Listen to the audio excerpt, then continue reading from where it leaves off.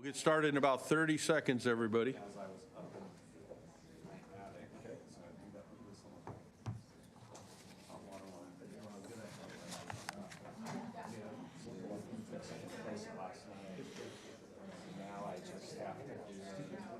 Did your plumber ever come? Yes. How was the finance thing? Was that, you guys were at the finance or the budget? Oh, the Oh, budget. yeah, the finance thing, yeah. The- It was okay. It was, You I guys wish seem they, very underwhelmed, both Yes. of you. well, Yes. Was the food good? No. the lasagna was really good. I got stuck with the vegetarian one at the end, so maybe that was it. Oh, I don't know. I thought it was like good. Okay, was there dessert? Nope. I know. The rice and beans were kind of odd. Rice and beans. What? It was like a pilaf and green beans or something. Oh, yeah, But it then it was had feta cheese and like the flavors that didn't one- match. yeah. The lasagna was really good. All right, everybody. I'm going to go ahead and call this meeting to order. Welcome to our special meeting on Tuesday, February 6th. Roll call. We are all here, so that's good. Our first item is Pledge of Allegiance. Please stand and join me in the Pledge of Allegiance. I pledge allegiance to the flag of the United States of America and to the republic for which it stands, one nation, under God, indivisible, with liberty and justice for all. Thank you, everybody. All right, announcement of meeting protocols. We only have 2 agenda items, and if you would like to speak on the agenda item, it's technically 1 agenda item because we're going to interview and deliberate, and then if we appoint, we're going to administer the oath of office. I have 2 cards. If anyone else wants to speak when we get to that item, let me know. As we get into this, first quick discussion amongst us, we never really discussed whether we were going to rank like we did last time, or whether we were just going to interview and go from there. So I just wanted to see if there's a consensus on which way anyone would like to proceed. If we did the ranking, it would be just like last time, assign a 1, 2, 3, and we would score them out. But I'm completely open to my colleagues. I'm okay ranking again, although I don't necessarily think it's we probably don't have to because we only have 3, but a good launching point again to rank.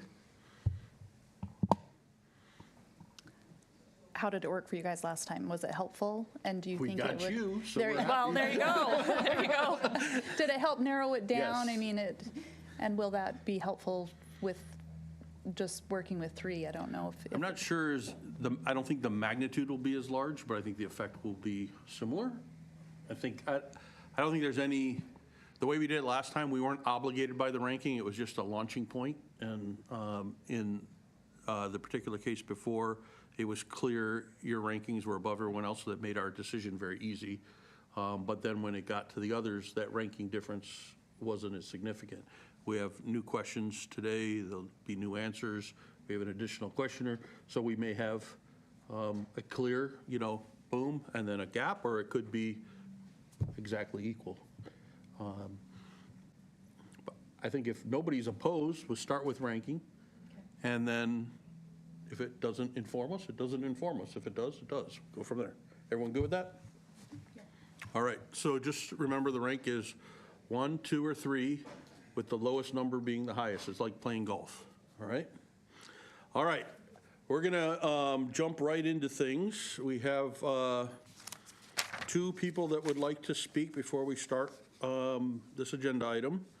And we have Kevin, I don't remember who was first, but Kevin and Meg, either one of you, come on up, and then the other one follow up after that.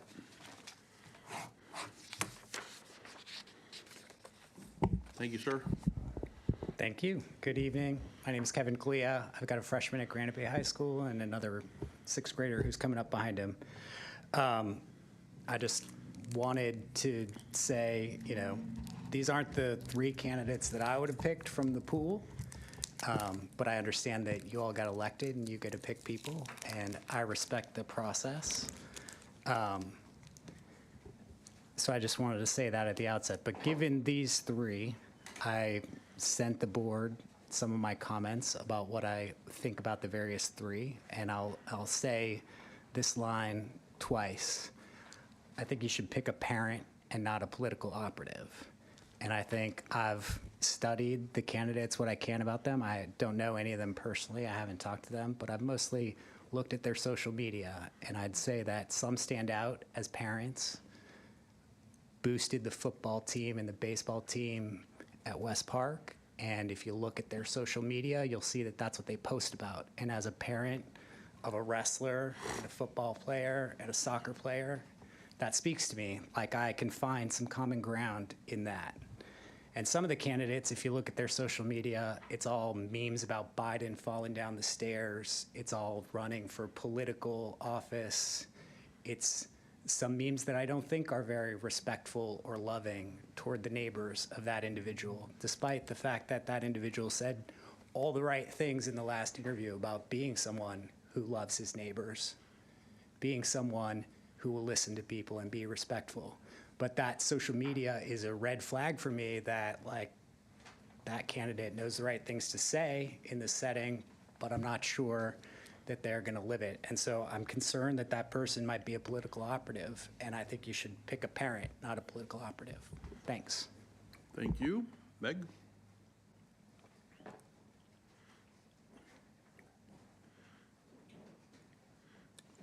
I know we had some people join us late. If you want to speak, let us know now, because this is the opportunity for public comment. Jay? Okay. Hi there, Meg Weiss. I have a student coming up in the district next year. I went back and reviewed the videos from the last appointment that you guys did.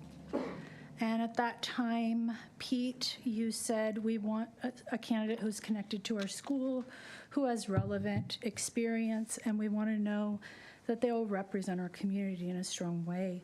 Heidi, you said every single one of us was put in office because they have a student in the district, and we believe that our community wants the parent, or wants the board representatives to be engaged in their district as parents. Marley said something very similar.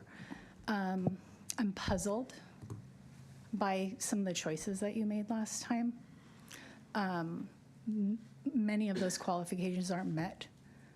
You also had some candidates that you passed on that met all of those qualifications, and with the number system, when we talked about how that number system would roll out, the goal was to be transparent.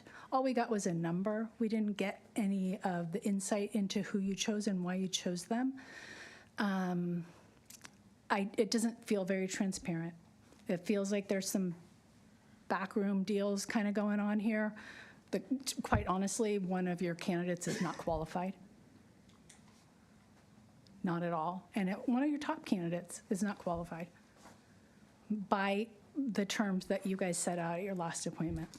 So I'm disappointed that politics isn't being pulled outside of this. And maybe it's too late to make a difference. But I want our community to know that this is a political decision, and it's not necessarily what's best for our students. Thank you. Jay, I know you didn't fill out a card, but I saw your hand. Come on up. Good evening, Jay Reed. Welcome, Trustee Coleman. I look forward to getting to know you. I'm a Granite Bay father. I'm here to speak on behalf of James Jenkins. I have known James now for a little over 4 years. And in that time, I've come to know a man that's very earnest, is interested in serving his community. One of the most important qualifications, in my opinion, about being a trustee is the ability to work with a lot of different audiences. Sometimes those audiences are competing against one another. Those audiences include, obviously, as you know, parents, students, teachers, administrators, a variety of other folks. In my time and seeing and working with James, he has that unique qualification. While I don't know the other two candidates, I'm sure they all possess different skill sets. But again, bringing people together, working with different groups, being a balanced voice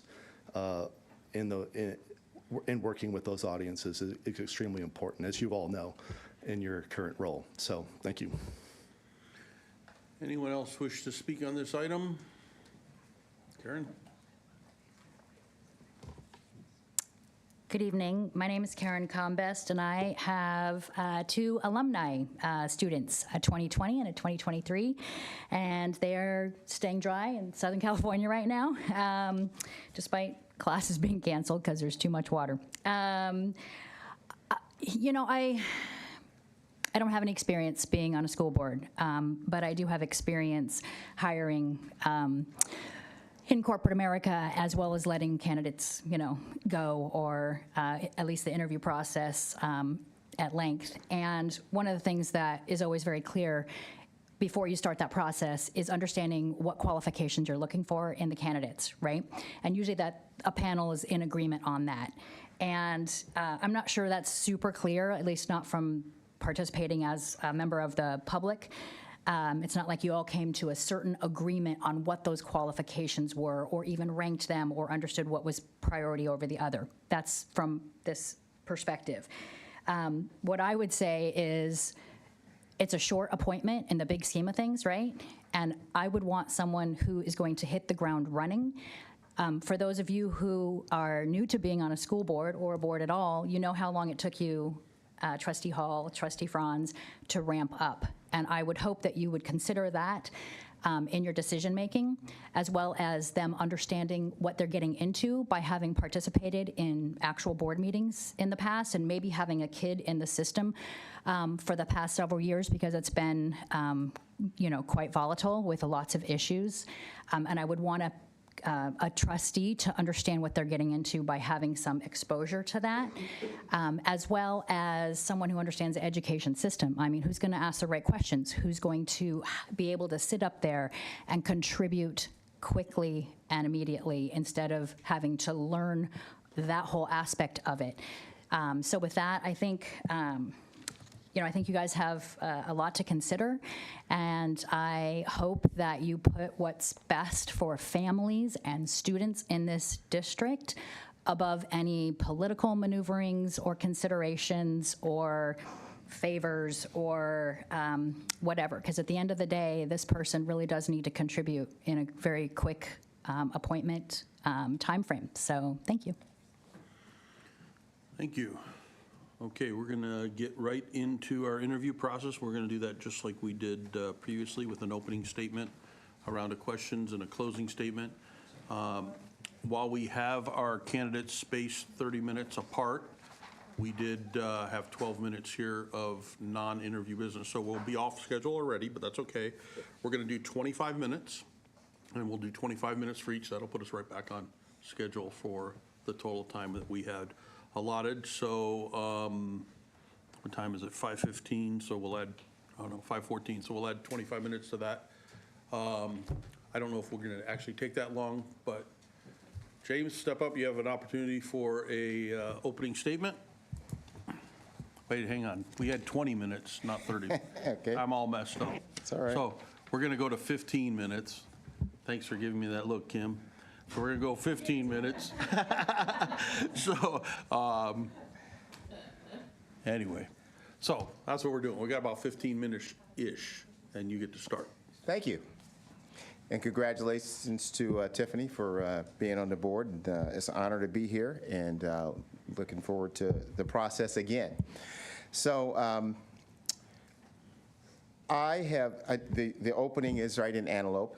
So I want to just talk about that first, which is an area that I have been going to church and being a participant in that church, been an elder in that church, knowing many families in that area, teenagers at the Point Church, which is in Antelope, and right now I'm teaching there, and so that's the first thing. The next thing is that I am a father, and I'm a father of two girls who graduated here from Oakmont, and and I'm a parent, and so I have a vested interest in making sure that the school board and the schools here and the children, my neighbors, all my neighbors have children that play sports, baseball, football. I live right behind West Park, and so I have a vested interest in making this community the best that it can be. And just a couple other things. I guess I'll address this. I hadn't planned on this, but I'm glad that one of the people spoke up about it.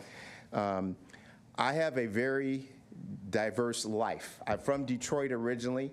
I know a lot of different people. I cross a lot of different paths because I've been in sales for a long time, been in sales for 40 years. I've been in corporate America. I've hired people, fired them, had all kind of people of all kind of different diverse whatever that worked for me and never had any problems. So I do live the life that I said I live. I love dark humor. Some of it happens to be political, and but I engage always in a respectful manner with anybody, even who disagrees with me, and that's what I'm known for. So it doesn't matter. I treat people like they're humans, and I love on every one of them. I ask them questions, get inquisitive, and a lot of times they find out they agree with me a lot on a lot of things. So what I will bring to the board is a father who cares about his children. I've had girls, like I said, my girls, I'm very proud of them. I went down to UOP yesterday, bringing my youngest, she's about to graduate in May. Some of the things that she forgot at home that I had to bring down to her, I said, look, if I bring these down to you, you need to make sure you finish this paper you got due because I'm saving you the time. So, at any rate, that's who I am. I'm pretty much an open book, and I'm just excited about this opportunity and being able to be more of a factor in the community. So, that's my opening statement. Thank you. Like last time, we're going to rotate who starts, and I didn't tell you ahead of time. So whoever says they're ready to ask the first question, we'll start there, and then we'll rotate with each one of you getting an opportunity to go first. Who's ready to ask a question? I'll go. All right, Marla, your first time, your first second time, your first third time. All right, fire away. Okay, so this is a made-up hypothetical situation. Yes. No rumors, we're just made-up hypothetical. Okay. It's observed that many students who do well in our IM 1, 2, and 3 math classes often struggle when they move on to pre-calculus. It's also observed that our unduplicated student population sometimes struggles in IM 1, 2, 3, and rarely takes higher levels of math. Okay. So let's pretend the cabinet asked the board to approve adding 8 new math teachers to every campus, and they want to turn every math class into a co-taught class, which basically just means 2 teachers in each class. Okay. As a board member, talk me through what questions you might ask our cabinet so you can determine whether you want to vote yes or no. I think the question would be whether it's a matter of, because when you add another teacher, you have to add more staff, which is adding more overhead. So the question might be, will that solve the problem? And so we might need to ask some other questions to dig down into why those students aren't moving up in that, because it might not be the teacher, a matter of teachers. So it might be a matter of, it might be a different issue. It might be the teacher. It could be, I don't know. But those are questions that I think that we would have to dig into more to determine whether or not what's needed. Okay. Did that answer? There's no wrong answer. Yeah. We would all give different answers. And by the way, my wife does substitute teach, by the way, so just another thing I just thought about. So anyway, I had that in here. So, but anyway, thank you. All right, thank you. Been doing it for years. All right, next question. Yes. What are your thoughts or feelings about vaping? Do you think it's a concern? And if you do or do not think it's a concern, how would you approach addressing it? Good question. I think it is a concern from what I've looked at it about vaping. I understand it's very addictive, more addictive than, in some cases than nicotine, and that it can lead to other things. So I don't think there's any place for it in the public schools for kids to be vaping. From what I've looked at it, I'm still looking at it, but from what I've seen, I don't see any reason why we should be having kids vape in school or having it being permissible, so.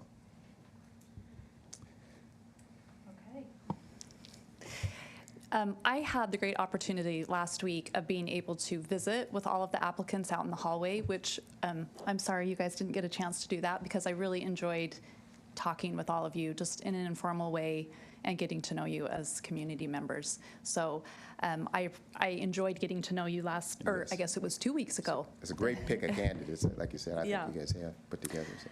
I'm just going to give a little bit of an introduction for myself. I've spent time looking over your resume and application and reviewing the interview last time. And I just wanted to start by telling you some of the positives I feel about you. I think you're very charismatic, friendly, connected with residents in Trustee Area 1, and you have the wisdom of life experience, which I think is wonderful. And I also love the fact that you're a man. I think that's important to add some balance. I am very concerned about the social media content that you have. Okay. I feel like it will be distracting to the work of our schools because of how inflammatory it is. And I'm concerned about that I don't see that there's been a lot of engagement with our public schools up until now. So I'm not really sure how that will go. So I guess you've somewhat addressed my first question was, it's really important to me that we have respectful dialogue in our community. And when I meet you in person and when I heard you last week, I thought, wow, I mean, what a fun person, a great person to get to know. I can see how in person you seem very approachable. Your online presence does not reflect that. And so I'm trying to reconcile. You're wrestling with it.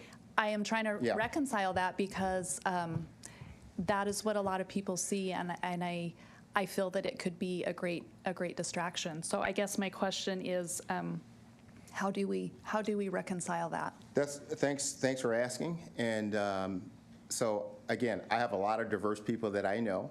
If you look at my social media, thank you for looking at it, by the way, I appreciate it.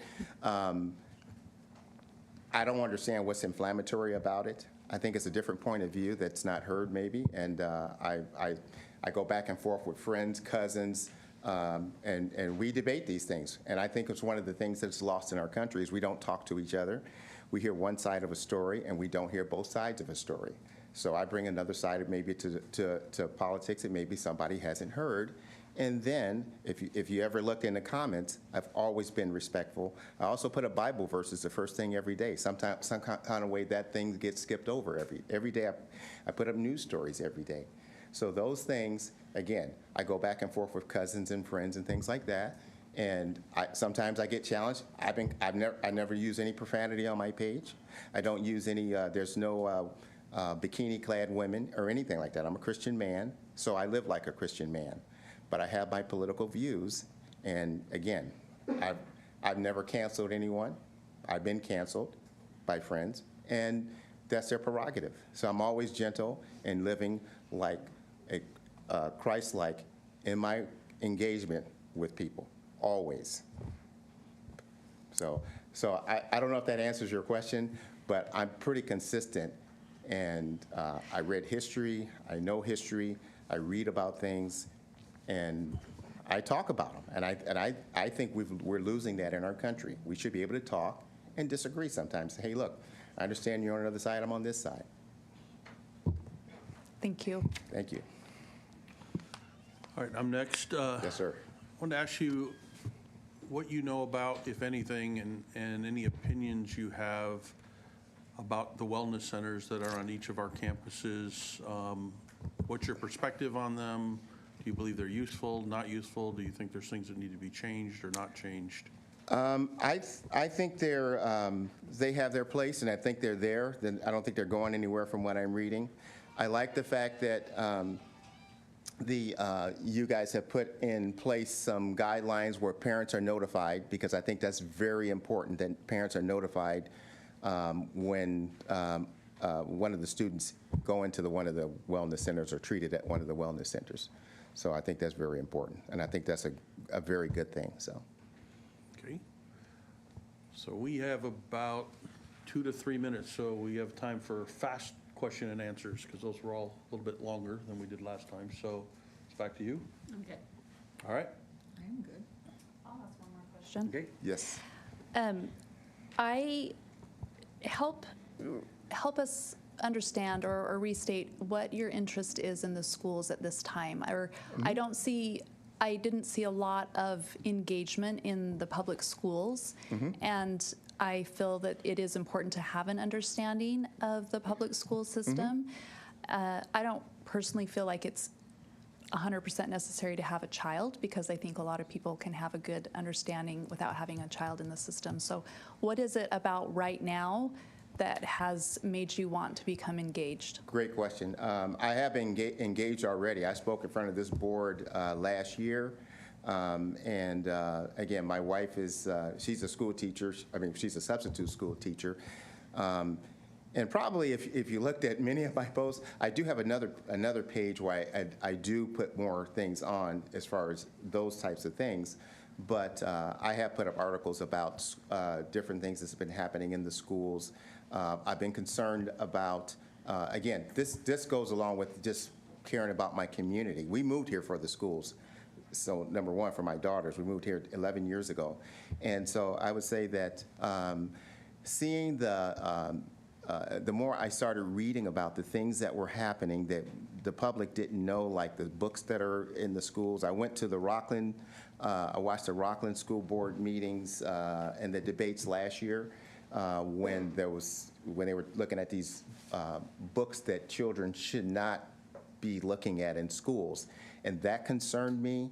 And a lot of other things started concerning me. Like I said, my wife sees a lot of these things firsthand, but the more I'm looking at what's going on. So I've been involved in a lot of different things before this. So just FYI, but good question. So Thank you. We have less than 2 minutes, so we did say we'd give a 2-minute closing. So you have an opportunity to provide a closing of up to 2 minutes. Yes. I'd just like to reiterate that, like I said, being a father, being in the right place, being a little bit more diverse, like I said, I think it would be good for the board. And when I say diverse, I don't care about skin color. That's not what I'm talking about. I'm talking about a father, a man who, how do you say it? I look at raising my kids. I shouldn't say raising my kids, but anyway, raising my children is not just the job of my wife. And I looked at it as a privilege to do everything that I could for my daughters that my wife did, whether it be changing diapers when they were little, whether it be cooking them breakfast, driving them to school, whatever. So, which I didn't have when growing up, and a lot of people in my family didn't have. So I understand the importance of being a father, and that voice, I think, is one of the key things in the whole big picture of children. And if we fix that, I think we fix a lot of things in the country. But so I start with me. So by being a leader and setting a good example and getting involved. So. All right. Thank you, James. Thank you. All right. Do we know if we have our next candidate here? Yes. It's Sarah Perkins. Okay. No, this is just getting, it's almost getting comfortable. No, I'm not having a personal summer anymore, so we're great. All right. Okay, we are ready to jump right into our next interview. Welcome, Sarah. This will be pretty much, I'm going to ask everyone in the audience to lower your voices, please.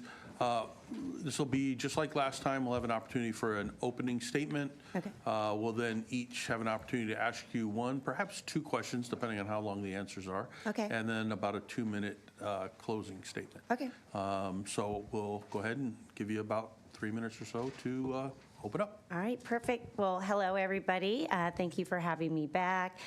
Congratulations to Tiffany. I just wanted to first start off by saying, first and foremost, that I really don't think you can go wrong with any of the three of us here tonight. We all have different strengths, whether it be Carrie with her background in teaching and education, James with his long history of leadership and his time served on previous boards with his church, or myself, someone who has roots really firmly planted in this community. As I shared last time, currently I have a son enrolled as a freshman at West Park High, and then in less than 2 years, I will have another child joining him from Chilton. And then looking even further into the future with my 2 granddaughters that are at Westbrook, will be entering the district before you know it. This personal connection not only underscores my commitment to the success of our schools, but highlights my genuine and long-term investment of the well-being of these students.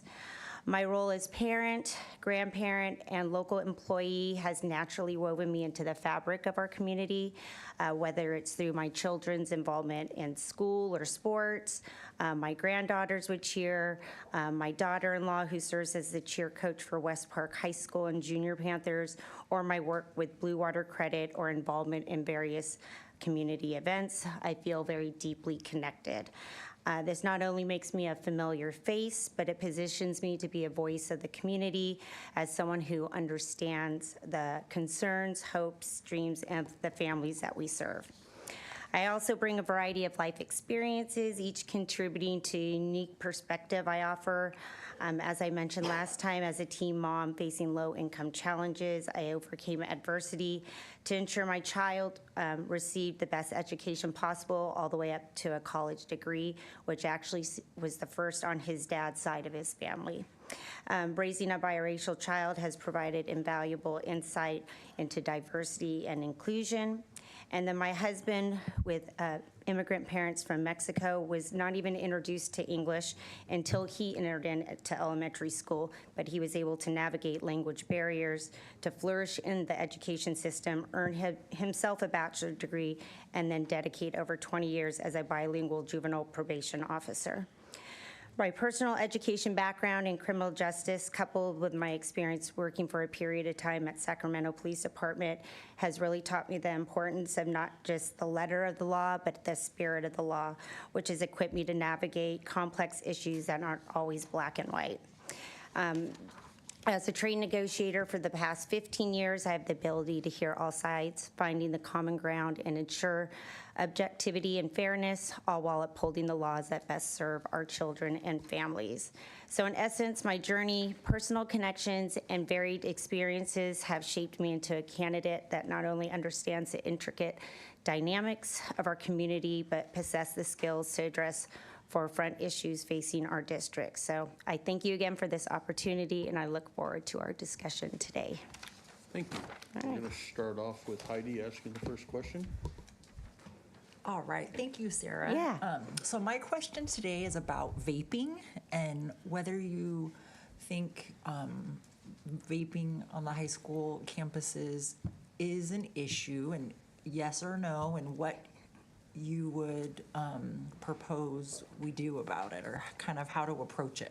Yeah, I definitely think it's an issue just from what my own children have told me. So they've seen it just in walking to and from school, kids that are taking the opportunity, you know, during those times to do it, or being caught in the bathroom, or even, I believe my son said with the freshman football team, some got caught doing it on the bus on the way home from a football game. So I do think it has become an overwhelming issue with these children.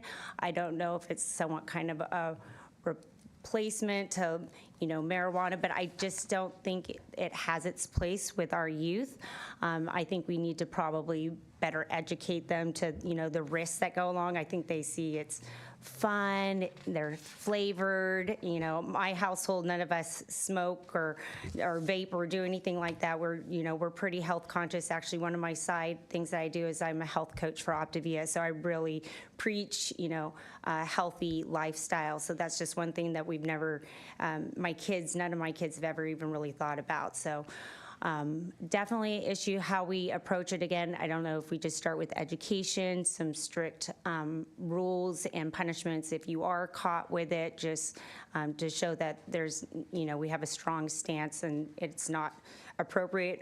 My son was so passionate about it too, and he got a sweatshirt one time that said frick vape, and unfortunately he got sent home because it was a little bit too much saying, next to a bad word, but that was him, making a stance at school saying he does not agree to it and wanted, other teens, which I think is brave, of being someone in junior high to kind of like wear something like that and voice something like that, where you might get kids that tease you, oh, you're not cool, you don't want to try something like that, but that's how my kids are. Thank you. Tiffany. Okay, hello, Sarah. Hello. I was saying to James when he came in how much I enjoyed just visiting informally with each of the applicants last week, and it was Yes. fun to sit with you in the hallway, and I could really tell in the time that we spent together how much you care about your family. Yes. And so that really resonated with me. As I did with James, I had reviewed the interview from last week and your application resume, and I just wanted to start by sharing a couple of positives and a couple of concerns so you know where my Yes. questions are heading. Yeah, absolutely. So the positives, I appreciated that you spent time working on the LCAP and had some involvement there. Yes.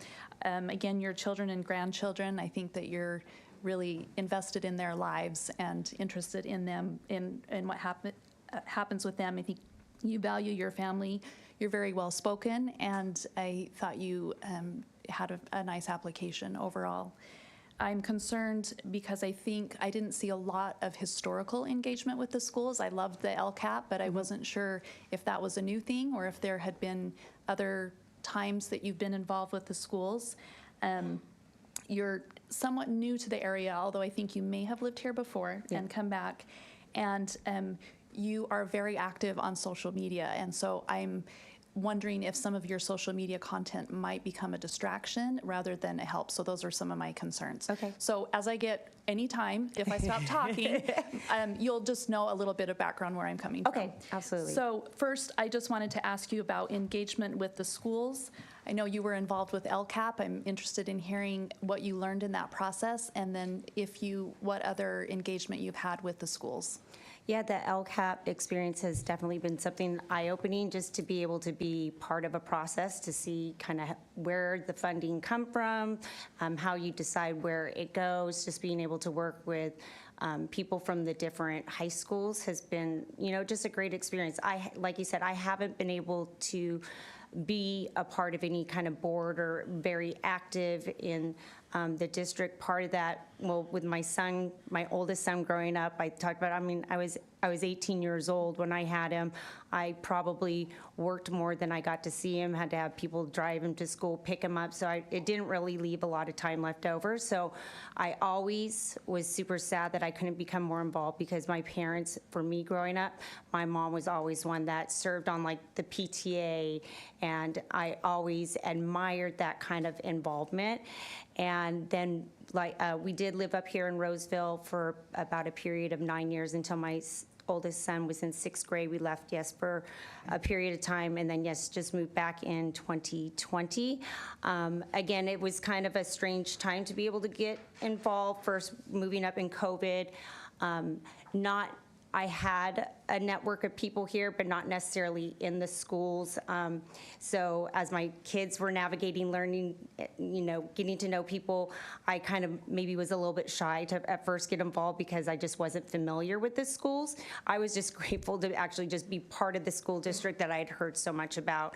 And then I was very busy working pretty much full-time, and then also side job of health coaching, and my husband at the time was still commuting down to Sonoma County for full-time law enforcement work. So really left me as the one person for my kids for sports and all that kind of stuff. So I finally feel like now he's retired, my life is kind of winding down a little bit as far as I'm able to make more of my schedule for my main job with Blue Water Credit. And then having that position, working at the LCAP, made me realize, hey, how do I get more involved? I actually do really like this. That email came out about the application process, and I kind of hemmed and hawed about it, and I spoke with some friends that are like, Sarah, you're very well-spoken, you're involved in the schools, just go for it. And, little did I know I'd, be here for a second chance at it, and I'm very grateful for that, but I know that that's definitely probably one of my so-called weaknesses, that I don't have a lot of previous experience serving on any kind of board or what you guys do, but I feel like I'm a fast learner. I have good communication skills. I connect well with people. Again, kind of a face in the community that's familiar, that I can be a voice for people. I feel like that's super important. Thank you. Marla? Okay, so I have a made-up hypothetical situation. Okay. So it's observed that many students who do well in our IM 1, 2, and 3 classes often struggle when they move on to pre-calculus. It's also observed that our unduplicated student population sometimes struggles in IM 1, 2, and 3, and rarely takes higher levels of math. So our cabinet, hypothetically, asked the board to approve adding 8 new math teachers at all campuses to turn every math class into a co-taught class. That's 2 teachers in 1 class. As they're certain this will solve both problems. So if you were a board member, talk me through what questions you would ask to determine if you would say yes or no. Well, being that I was a big math nerd in high school, math came very easy for me, but then when I got to that level of pre-calculus as well for myself, it was almost like the style of teaching that teacher I had, like I couldn't understand him. I couldn't connect, and it was very frustrating. I ended up dropping out later to re-enroll and go with another teacher that had a different teaching style that spoke more to me, that I can understand better. So I kind of I like the idea of maybe having co-teaching if there's some different learning styles, because everybody learns differently, even though like math is, very one side of the brain, but, I think in the way that you can teach it, maybe students can understand it better from a different perspective. So maybe kind of seeing how they would do things differently to maybe reach the whole population of the class, that you can get more students with a passing grade, how they're gonna, separate their time. Is it a certain teacher going to be assigned to certain students, or is one going to teach half the class? So how the style of the learning would be split between those teachers, what their previous credentials would be. Those would probably be the things that I would be interested in. And then just kind of seeing, what their pass rate before, I guess, classes that were being taught. But I think it'd be huge if they had different kind of teaching styles, because I think that can be important in math and science classes. Thank you. Well, I got robbed of my time for my question, so it's time for closing. So we'll give you an opportunity to give us a 2-minute closing Are you statement. sure? Yes, yeah, because Okay. we can't go Okay. over time. So Well, thank you. Well, in closing, I just want to emphasize my unwavering dedication to the success of this community and the students in the district throughout my involvement, whether it's through my kids' education, my work with the community, or my commitment to service. I've consistently prioritized the well-being and advancements of all members of this district. My ability to collaborate and work effectively with diverse groups is a cornerstone of my approach. I firmly believe that by bringing together a variety of perspectives and experience, we can create a stronger community and educational system. Moreover, my own diverse background and experiences have equipped me with a deep understanding of challenges faced by the underserved population within our district, and I'm committed to ensuring that every student, regardless of background or circumstances, has equal access to the resources, support, and opportunities they need to succeed. And as trustee, I will continue to advocate tirelessly for the needs of all students, foster collaboration and unity within our community, and work tirelessly to ensure that the district remains a place where every student can thrive. So thank you for considering again my candidacy, and I look forward to the opportunity to serve our community. Thank you, guys. thank you very much. We'll now move into our final candidate, Carrie. If someone could grab her.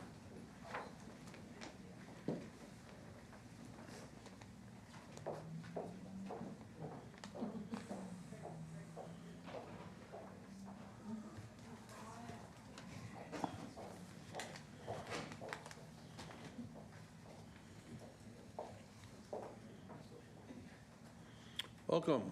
Thank you. Thank you for having me back. So we're going to pretty much mirror what we did last time. You'll have an opportunity for an opening statement, and then we'll do a round robin of questions, and then you'll have about 2 minutes for a Okay. closing statement. So Okay. you're on for your opening. Okay. Good evening, and thank you for having me back again. Since our last interview, I've had time to sit and reflect about the specific characteristics that are needed by our 5th board member. I feel that our next board member is someone who is grounded and intentional to serve the best interest of our students and families in this district, someone who can quickly think through the many layers of an issue and ask pertinent questions to understand the implications that both board policies and directives have on the entirety of our learning environments. Someone who will add both value and wisdom, someone who has the courage to speak the truth even when it's not popular to say, someone who will lead with integrity and demand excellence. I strongly believe that I possess these qualities and that my passion for academic excellence will be an incredible value in working with our board and cabinet members moving forward. Thank you. Tiffany, you're up first. Carrie, it is nice to see you again, and as I said with Sarah and James, I enjoyed visiting with you in the hallway last week when we were banned out there, when we were locked out there at the little kids' table. As I'll try to be quick, as I shared with Sarah and James, as I've reviewed the interviews and application, I wrote down some positives and some concerns about each one, just to give you an idea of where I'm heading with my questions. I think you have energy. I think you have a good knowledge of the schools, which I think is very positive. And I felt like I could learn a lot from you in the short time that this trustee will have. And I also like that you have a good connection with math, because I think that we need that. I guess my concern would be if you're able to see yourself as a trustee and not a teacher or an administrator, and how you would work through the channels in a way that is correct for the trustee. So my question is, how do you see your trustee position versus being an administrator or a teacher? How is it different, and how will you benefit from your experiences there? Does that make sense? It is a fantastic question, absolutely. And I would say that clearly I spent quite a few years in the classroom. I also spent a few years as an administrator and then went back into the classroom. And I think that the ability to place ourselves in new challenges always opens up opportunity for growth and a new perspective. I feel that in the past probably 7 years, because I've been removed from the site level, I've really been able to look at education more so from the lens of a parent. And it's nice that I have all the knowledge and experience behind me so that I can quickly figure out what my kids need, maybe questions I have for teachers. I'm sure some of the administrators at West Park are super thankful for all the conversations that I ask of them. So it's really helped me in terms of gauging, right? But I think as a board member, just like as a parent, it's not my job to actually fix things. It's not my job to be in the classroom and teaching every single day. It's my job to listen to the concerns, to look at board policy, to give direction, and to work with cabinet members so that we can understand where we're at and decide what maybe the best step forward is so that we can do what's best for student achievement. So this is a different role for me, and I'm looking forward to being on the opposite end of it and just helping to work and guide through the process, only using my knowledge, not stepping in and just doing myself. Thank you so much. Marla. Hi. I have a made-up hypothetical situation. Okay. So it's observed that many students who do well in our IM 1, 2, and 3 math classes often struggle when they move on to pre-calculus. It's also observed that our unduplicated student population sometimes struggle in IM 1, 2, and 3 and rarely take higher levels of math. So pretend our cabinet asked the board to approve adding 8 new math teachers at all campuses to turn every math class into a co-taught class, which is 2 teachers in a room, as they are certain this will solve both problems. So as a board member, talk me through what questions you might ask to determine if you should vote yes or no. Well, my first question would be, where is the data that supports exactly what our achievement gaps are, both in IM1, and IM2, and IM3? I would want to know what are our students' strengths and our teachers' strengths, and what are our students' needs and the teachers' needs. Just putting 2 teachers in a classroom is not going to solve every problem magically. Even when you have resource push-in, there has to be a certain dynamic of efficiency and working together, accountability, also like a tremendous amount of communication where you're really balancing each other's skills to support student success.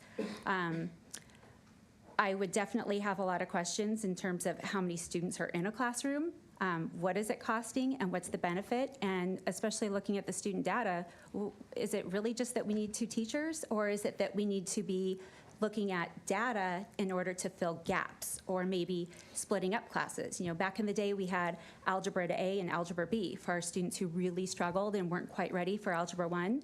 And I'm wondering if today that's something that we need in order to make sure students have a stronger foundation with IM1 before they move on to IM2. Or if there's certain gaps in IM2, maybe we need to look at extra resources to better prepare our teachers so that they can fill those gaps in the classroom. And then in terms of IM3, there's lots of concerns with IM3. It's been addressed by our county office, and I think we really just need to dive into the data and see what our students need, and is that really the best approach? Thank you. Heidi. All right, so I've got a question for you about vaping, and we're just coming at you with all the stuff today. But, you know, do you feel like the schools should be tackling the vaping issue? If so, how? Or is it of Well, I think concern to you vaping is either way? extremely dangerous, and I do not think that that's something that should be allowed on campus, which it's not. And absolutely, we need to be standing up for doing what's right for our students. And sometimes our students don't always know what's best for them. They don't. We know children do not always make the best decisions on their own. They need to be guided and mentored, and there needs to be accountability along the way to make sure that as they grow up, they're making good choices for themselves in the long term, for the long run. All right, my turn. I'd like to ask you a little bit about our wellness centers. What are your perspectives on our wellness centers on our campuses? Do you believe, how do you think they're operating? What changes would you make? Your overall perception of them? So the wellness centers, to the best of my knowledge so far in terms of why exactly they've been implemented, is to help student support, because there's been such an outcry of student need in terms of depression or anxiety, in terms of dealing with life, and this seems to be a solution. And looking at some of the proposed board policy that came about this last week of what was recommended that we implement, I have a lot of concerns in terms of what the wellness center is really supposed to be doing. I think that our primary objective is academic achievement, and when we look at adding any services, we should always be looking at what is, the real need, and is that something that is needed by our community, and at what cost? How many students is it serving, and at what cost? We should be looking at all of it. And it's nice if when once in a while we have extra funds or extra grants, and that's fantastic, but I think it's important to also balance that when we add new programs and new services into our district, we're looking at maintaining that for the long term. It's great if you can afford it this year. Can you afford it next year? Can you afford it the year after that? Is that a service that only we can provide, or are there other resources? Do parents want the schools to provide that, or are there other resources and other avenues that we can take? So I think it's a bigger picture that we need to be looking at. Where is our energy as a district, with cabinet members, with district personnel, with site level administration? All of that takes administration.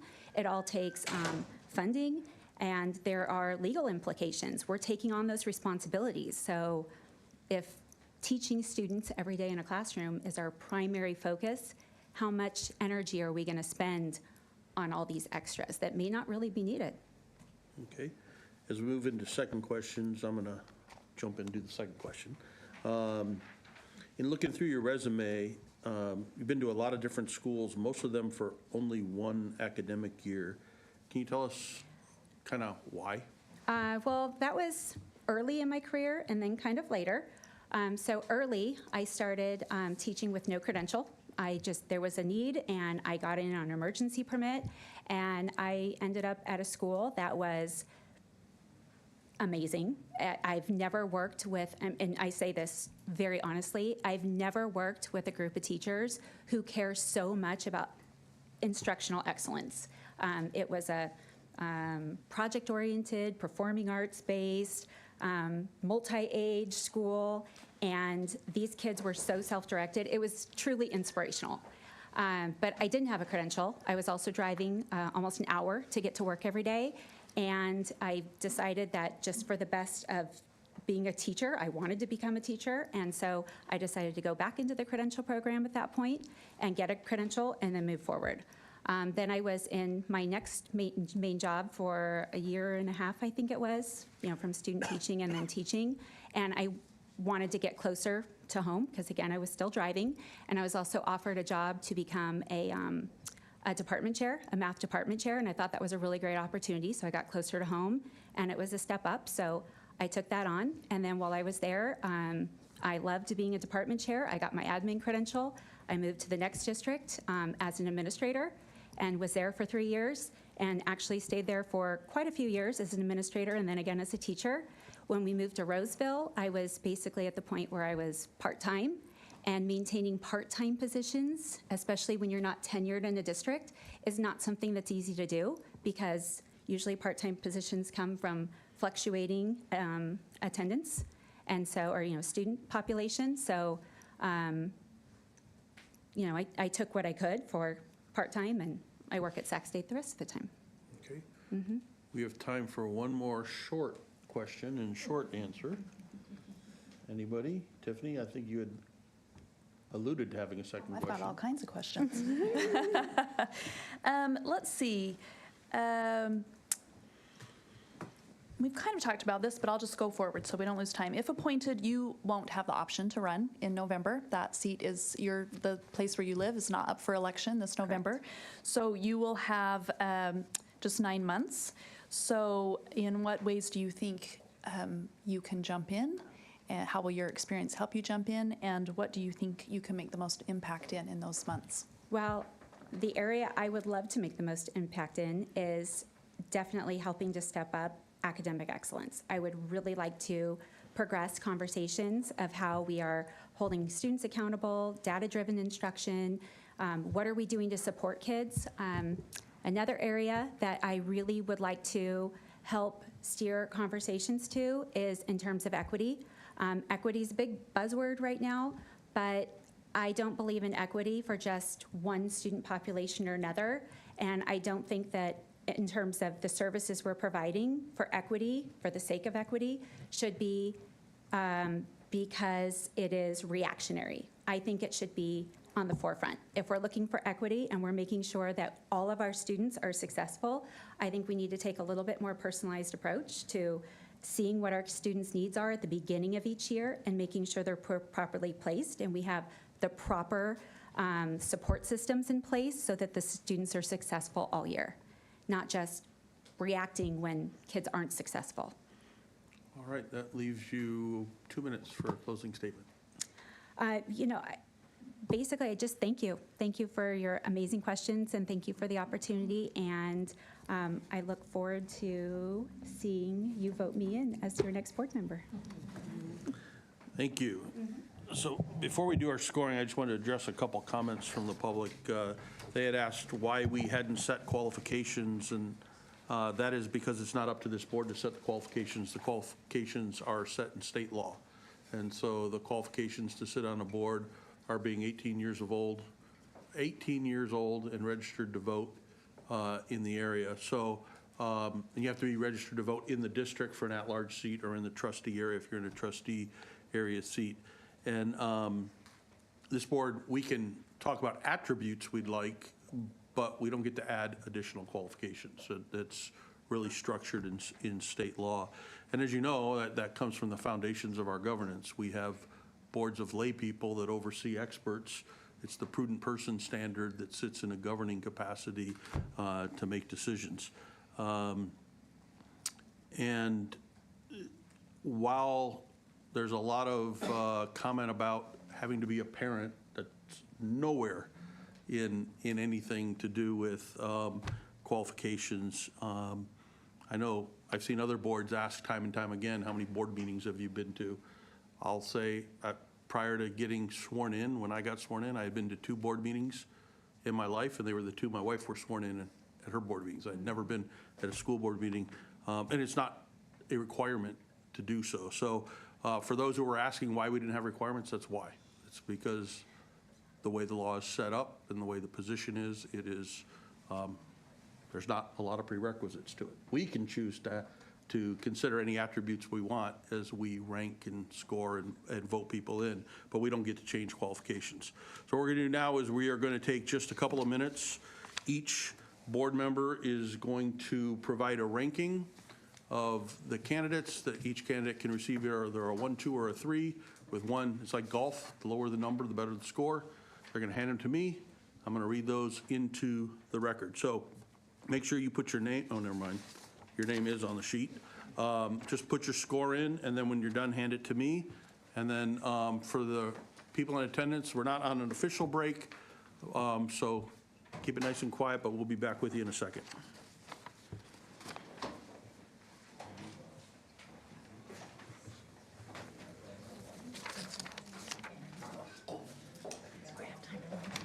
Yes.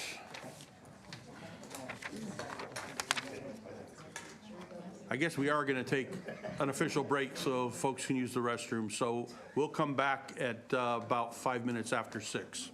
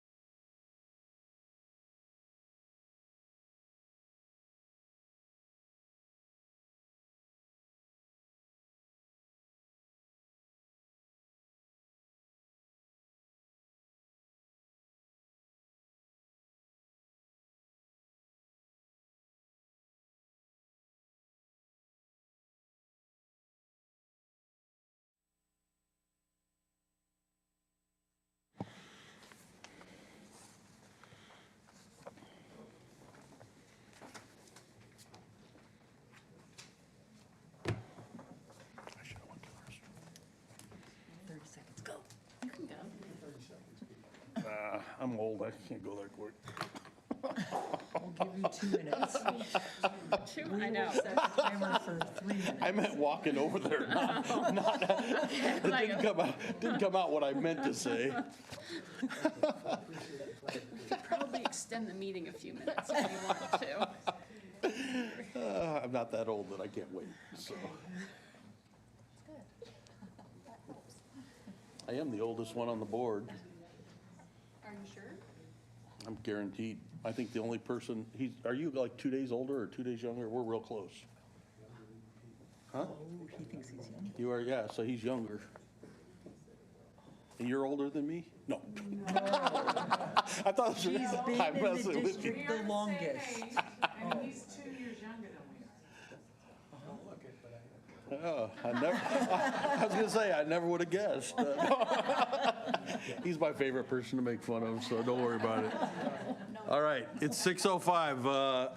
I'm gonna read these out because we're required to read out our votes. Kim has already added them up. So starting with Tiffany Coleman, James Jenkins, 3, Sarah Perkins, 3, Carrie, 1. Heidi Hall, James, 1, Sarah, 3, Carrie, 2.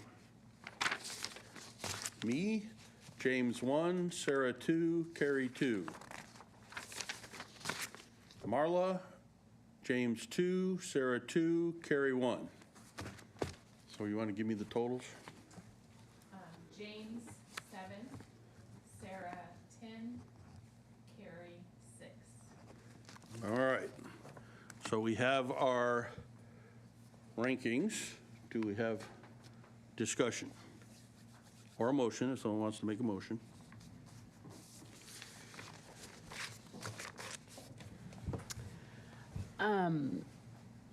I'm happy to discuss if Okay. we want to. I'm also happy making a motion. I'm not. We can go either way. Well, I'll try. I'd like to make a motion to approve or appoint Carrie. Okay, we have a motion. Do we have a second? I'll second that. All right. We have a motion and we have a second. Discussion on the motion. And will be consistent with last week or 2 weeks ago. I appreciate that she could come in and ask good questions and challenge our cabinet in a positive way so that we can continue to focus on students, excellent education. I come back to, we're brand new. I mean, we have a young board, and for her to come in for 9 months, which this is a 9-month appointment, and I think she could make a positive difference quickly. I agree with most. The only thing I don't agree with is I don't think it's our job to be here challenging cabinet. It's to work with cabinet and to, we hire experts for a reason, and what I don't want to get into is dueling experts. And so as we put our trust in our superintendent, he puts his trust in his professional staff, and they are our experts to go to. We don't always have to agree with them, and we may ask them to go deeper, or we may hold them accountable. I know John and I have had the conversation many times. You better be right, because your job literally hinges on your performance. And so that's my own personal feeling on that. But, and I would just say, but as representatives of the community, it is our job to challenge and hold accountable. And maybe challenge is a strong word, and we shouldn't be combative, but we can certainly ask questions to make sure they're doing the right things for our community and our schools. And so let's not, my own word, I don't mean to put. Yeah. No, I get it. Our job is to direct and guide, not necessarily to question and challenge. It is to seek information from our experts. If we don't believe they have the capacity, to tell them to go get us the information, whether that requires new experts, and to give the direction and have them go out and do it, and then hold them accountable for their actions. So I do think there is a slight perspective difference on that role, but which is fine. We can obviously have that difference. I gave Carrie a 1, and I Thank you. feel that, again, the trustee that will serve, all of them live in District 2. They don't have an option to run this year. That's not up for election. And so I feel that Carrie can get up and running. She understands the school system, and I don't think there will be, I think she can jump right in and be effective. And so I appreciate that about her, and just her knowledge with the schools because of that specifically, because of the time frame. Okay, Heidi? Can we discuss? You can discuss Other whatever you things? want, yep. Okay. I feel like we have three great people, and so I feel as if whatever decision that is made, I can be happy with it because I think that we have good options all around. Where I'm at is that last week I was able to visit Antelope High School, just completely by coincidence. The timing of it had been scheduled out months ago. And being at Antelope High School and just getting to chat with the principal, and we discussed, the loss of Ludmila from our board and just having a voice in the Antelope community and how relationship building and so much connection there that they've never had before. Ludmila was the first time we'd had a board member in Antelope. So while James doesn't have a student at Antelope High, he has a connection to the Antelope community, and it will be short term. I mean, like we've all said, in November, there's going to be someone else who takes over that spot and is in that Antelope seat. But for a short time, if we're talking about getting up and being able to run quickly, I feel like that is the need. Like, who can bridge that gap of relationship in that Antelope community so that connection piece to me is just a little bit stronger because we have the experts. We have the experts in cabinet with that educational background piece, not to dismiss Carrie's background or experience. I just think that I prioritize something else a little bit differently. That's all. And then I would just say, I've known James for a couple of years. I wouldn't consider us friends, but he runs down my street. Anyone who knows me knows I don't run, so he has to stop. He has to stop in order to talk to me. And so I've gotten to know him in a casual neighborly relationship. And so I do appreciate that his work in the community and his quality as an individual. And I think he'll bring some perspectives, quite frankly, that we've been lacking on the board. And so that's why I, in the past and tonight, have ranked him a little bit higher. But I do agree. I think all three members, none of them are going to mess us up. I really like you, James. I want to say that. I just have to say I really am concerned about the online content. It's very critical to me that we are the same person everywhere that we are when we're here or in the community or online. And I just, some of that content was, I did not feel very, I felt it was very disparaging and disrespectful. And I think that would be a concern to the members of our community when they see they don't know you because they haven't been here. They're not having a personal connection with you. And when they go online and see who did the board select, I just feel that we need to represent respectful dialogue better than that. And maybe that will change in the future, but I think for now, that is a big concern to me. Nope. Unfortunately, we're in deliberation stage now. Sorry.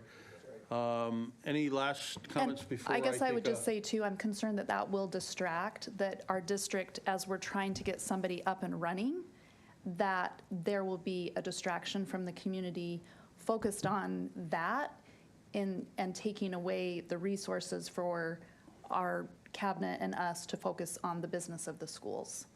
Okay. Any other comments before we take a vote? I think I just go back to Heidi. You mentioned the importance of connection with the Antelope community, and my first reaction is our school, so the teachers, the administrators at Antelope, that's the front line of connection. And for as much as, we like to think that everyone knows who we are, I don't think most students have any idea who's on the board. Most parents don't know who's on the board.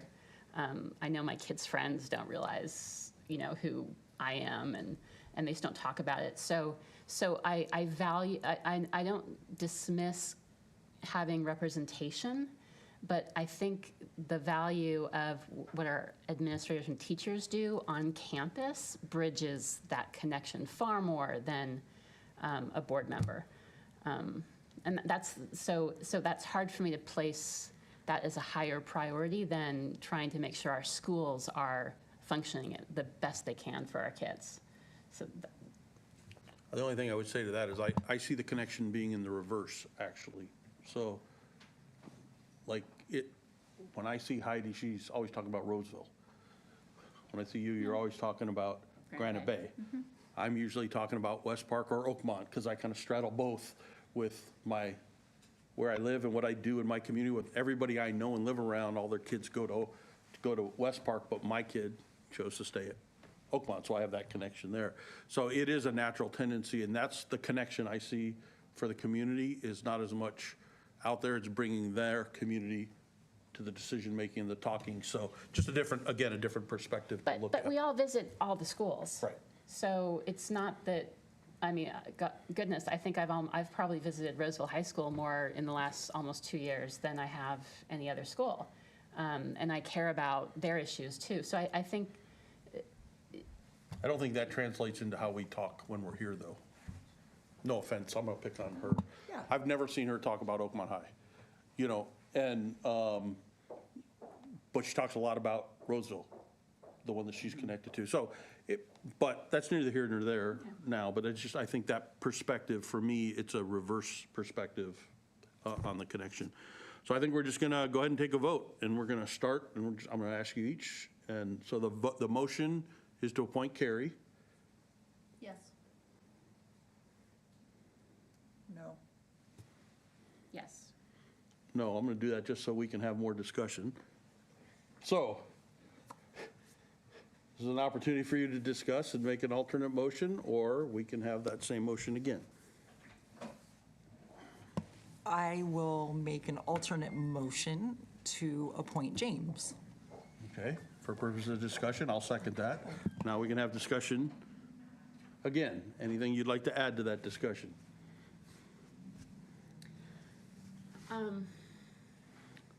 Should I discuss what happens if we don't come to agreement? Would anyone like to know? A coin toss? No. I mean, technically, we could do that. But let me just explain the legal, what we do. How we make a determination, quite frankly, is up to us. And quite frankly, in law, when there's a tie, like if you have a regular election and it's an exact match in votes, they do toss a coin. But what we have to do is, I went through and I typed out our timeline just in anticipation that if we deadlocked, the resignation for the spot that we're filling was effective on January 24th, 2024. This board has an obligation to take an action to either order an election or make a provisional appointment. If we make an election, it's about a $500,000 bill to the organization. So if we said we can't decide, we're going to send it out to the voters, because of the timing, it would have to be a special election, and it has to be throughout the entire district, and there's about 115,000 voters. And even if it were a mail-in only, you have to pay the postage both directions and all the printing and all that. So about $450,000 to $550,000 at an expensive cost of indecision. Our other option is to make a provisional appointment. If we do neither, then the county superintendent of public instruction orders an election. I know there's been some disagreement on whether the county superintendent would appoint someone or not. They don't have that power. all their power is to order elections. So if we don't appoint, either way, it's a special election. So it's just whether the special election happens a little bit sooner or a little bit later, and whether we cannot drag it out long enough to make it go in conjunction with the general election. Just a question on that, Yeah. and I couldn't hear me. Oh, I may not have understood, but as I read it, it was that the County Board of Education would order an election at the next election cycle. I didn't read it as a special election.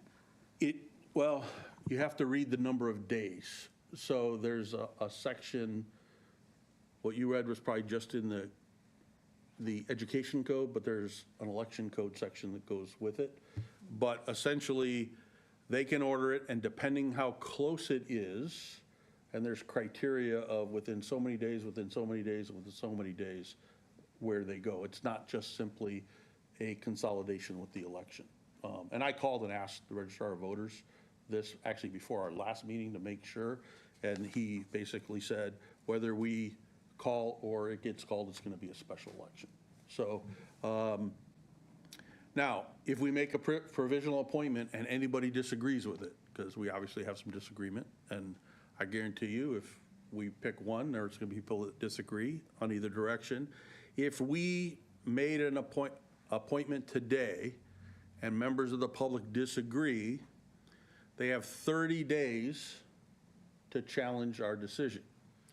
We have to, by law, the minute we appoint someone, we have a 10-day clock to publish in general circulation, newspaper, and post the fact that we took this action, and we have to give the instructions to people on what to do if they disagree with us. If that were the case, then the final date for a petition, petitioners have 30 days from the date of appointment to submit a petition to the superintendent of the county Office of Education, and they have to get 1.5% of the registered voters that were registered in the district at the time of the last regular election for governing board members, which was approximately 115,000 voters in the district on that day. It was 114,900 and something. So it would require about 1,725-ish signatures, and at which point the county superintendent has 30 days to verify his signatures. And at that point, upon verification of signatures, the position that was appointed is vacated and the process for an election is started. At that point, it would trigger a consolidation with the November election. So they're all different the way it goes. So I just wanted everyone to know the implications of our decision, because that may influence how we vote. Even if it is an election that we consolidate with the general election, we still have to pay for our portion of that. That bill would be about 220, John, something like that? 220,000 or something to do an election. At which point, we'd have to do another election almost immediately afterwards. So anyway, that's where we are. So. Can I ask you a question? So how do you reconcile the social media of James? Because it came up in public comment, given how, given our culture right now, I can picture people accusing him of things. Well, I would say there's a lot of sarcasm in his posts, and it's definitely not what I post. You know, if anyone has looked at my social media, it literally has to be one of the 3 B's to be in mine. Barbecue, babies, or bourbon. That's what kind of goes into my, that goes into my Facebook. I don't even put political stuff. I don't think I even put stuff about this board. Maybe once an election cycle, I will put something into that, but it's really about my family, my kids. And I do see his sometimes. Dark sarcasm. There are some that they're not the conspiracy theorist, insurrectionist ones that I would be worried about.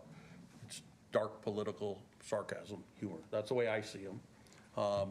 Of course, I've got a bunch of nuts that I watch all their stuff, so it's in context of a bunch of things. I didn't call you a nut, by the way.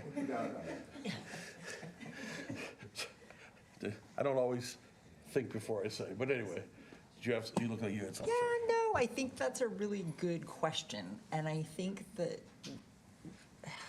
difference, and Kevin, you said, that you hadn't met all three of them, and you said that you were able to meet in the lobby, and had you just met him and not seen his social media, you wouldn't have made that connection, right? It is inconsistent with how you are in person. So I think it's just that I've known you in person, had conversation, know his wife, so I know who he is as a person and understand the sarcastic nature of it.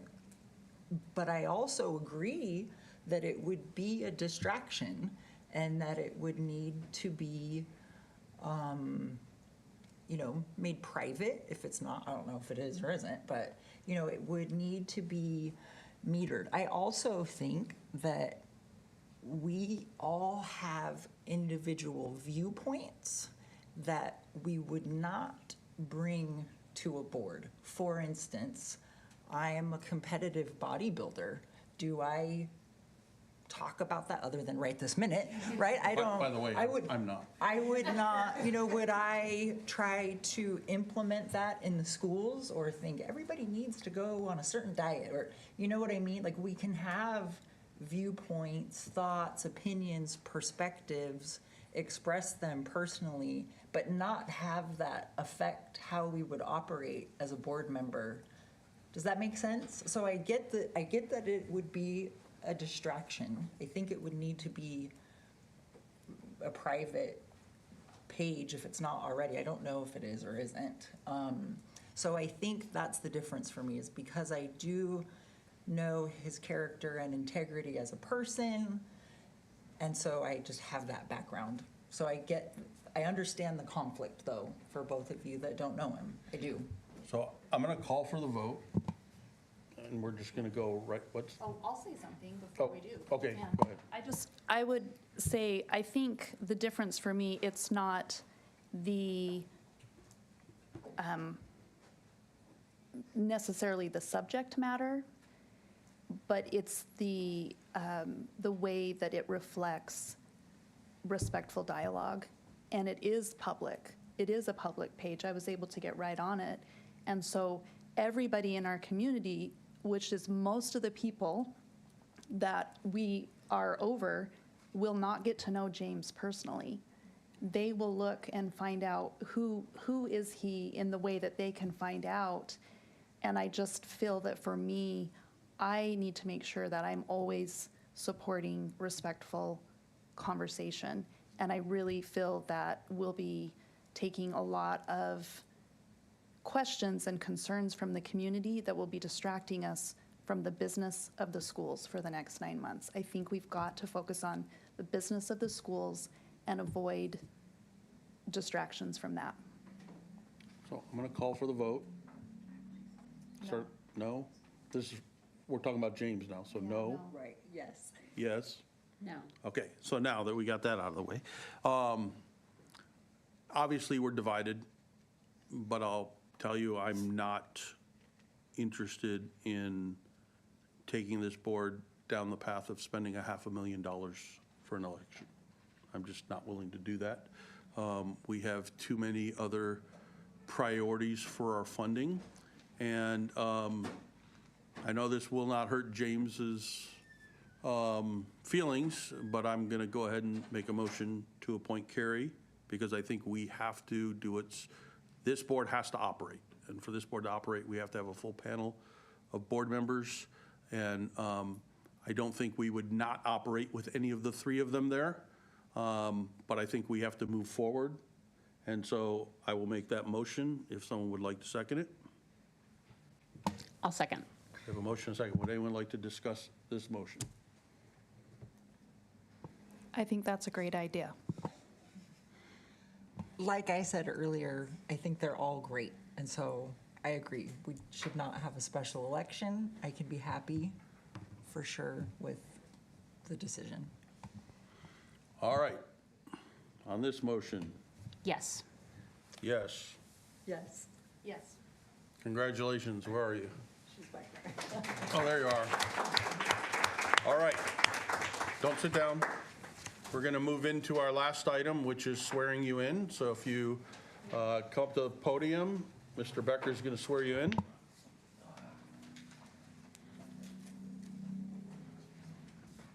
Sort of mic, sure. All right. Put your microphone on, raise your right hand, and he'll give you your oath. All right. Ready? Ready? I, Carrie, I, Carrie, do solemnly swear that I will support and defend do solemnly swear that I will support and defend the Constitution of the United States and the Constitution of the State of California the Constitution of the United States and the Constitution of California against all enemies, against all enemies, foreign and domestic, foreign and domestic, that I will bear true faith that I will bear true faith and allegiance and allegiance to the Constitution of the United States and the Constitution of the State of California, to the Constitution of the United States and the Constitution of California, that I take this obligation freely that I take this obligation freely without any mental reservation without any mental reservation or purpose of evasion, or purpose of evasion, and that I will well and that I will well and faithfully discharge and faithfully discharge the duties upon which I am about to enter. the duties in which I'm about to enter. Congratulations. Thank you. Thank you.